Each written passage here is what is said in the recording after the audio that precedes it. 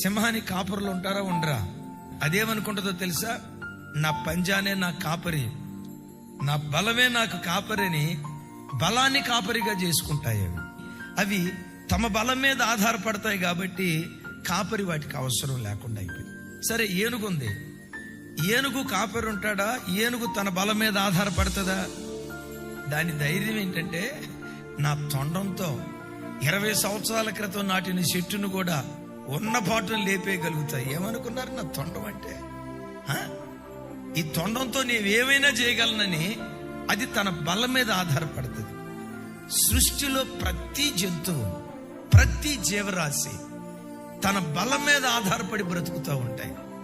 తన బలం మీద ఆధారపడకుండా, తన శక్తి సామర్థ్యాల మీద ఆధారపడకుండా ప్రతి క్షణం కాపరి మీద ఆధారపడే ఏకైక జంతువు గొర్రె.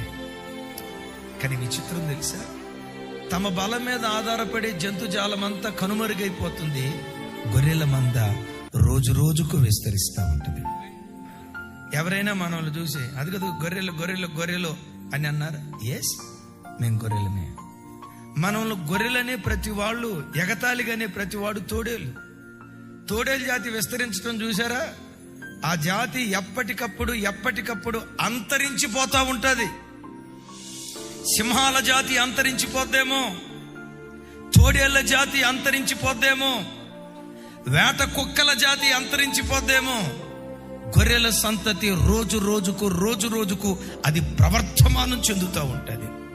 నాకు బైబిల్లో హృదయాన్ని ఉప్పొంగ చేసే ఒక మాట ఏంటో తెలుసా? ఇశ్రాయేలీలకు ఆధారుడు నరుడు కాడు.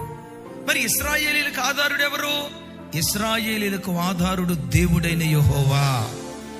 ప్రపంచంలో ఏ ఆధారమైనా, అది సాఫ్ట్వేర్ రంగమా, కంపెనీ సెక్టారా, ఫ్యాబ్రికేషన్ సెక్టారా, ఎడ్యుకేషనల్ సెక్టారా, ఏ సెక్టార్ అయినా లోకంలో ఉన్న ప్రతి ఆధారం ఏదో ఒక రోజు కదిలిపోతుంది. నేనంట ఎప్పటికీ ఎన్నటికీ కదిలిపోక చిరస్మరణీయంగా నిలిచి ఉండే ఏకైక ఆధారం దేవుడనే ఆధారం. అందుకని ప్రభు బిడ్డలారా, నీవు గొర్రెగా దేవుని సన్నిధిలో బ్రతుకు. ఆయన నా కాపరి. గొర్రె కాపరి మీద ఆధారపడ్డట్లుగా కరువు వచ్చిందా? కాపరి మీద ఆధారపడు. ఇంట్లో అనారోగ్యమా? కాపరి మీద ఆధారపడు. భార్యాభర్తల మధ్యలో అసమాధానమా? కాపరి మీద ఆధారపడు. పిల్లలు మాట వెంటలేదా? కాపరి మీద ఆధారపడు. ఎవరికి చెప్పుకోలేని గుండె కోత హృదయ క్షేత్రంలో అనుభవిస్తున్నావా? సమస్య ఏదైనా నేను ప్రకటించే నా దేవుడు నీ సమస్యకు చాలిన దేవుడు.